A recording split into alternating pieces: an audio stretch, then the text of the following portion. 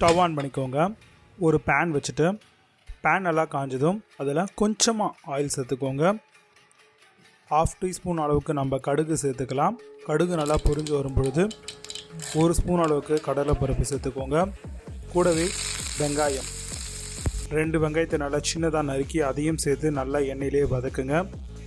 நல்லா உங்களுக்கு வதக்குனீங்க அப்படின்னா உங்களுக்கு ரொம்பவே நல்லாயிருக்கும் டேஸ்டியாக. ஸோ அதனால் எண்ணெயில் நல்லா வதக்கிக்கோங்க.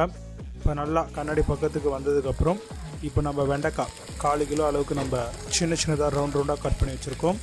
அதையும் அந்த கலவையிலேயே நம்ம சேர்த்துக்கலாம். சேர்த்துட்டு எல்லாத்தையும் நல்லா பார்த்திங்க அப்படின்னா கிளறணும். தேவையான அளவுக்கு கொஞ்சமாக உப்பு சேர்த்துக்கோங்க. சீக்கிரமாக நம்மளுக்கு நல்லா வெந்து வரும். அதே மாதிரி 1/2 ஸ்பூன் அளவுக்கு தனி மிளகாய் தூள், 1/2 ஸ்பூன் அளவுக்கு கொரியாண்டர் பவுடர், 1/2 ஸ்பூன் அளவுக்கு சிக்கன் மசாலா இல்லைனா கரம் மசாலா எது இருக்கோ அதை சேர்த்துக்கோங்க. சேர்த்துட்டு நல்லா கிளறி விடுங்க.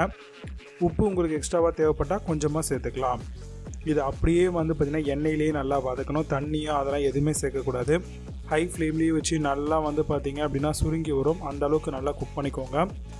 இந்த அளவுக்கு நல்லா குக்காகி வந்தால் தான் உங்களுக்கு சாப்பிடும் பொழுது ரொம்பவே நல்லாயிருக்கும். சாம்பார் சாதம், ரசம் சாதம் இது கூடலாம் தாராளமாக வச்சு சாப்பிட்லாம். குழந்தைகளுமே விரும்பி சாப்பிடுவாங்க. இப்போ நீங்கள் ஸ்டவ் ஆஃப் பண்ணிவிட்டு சர்வ் பண்ணலாம்.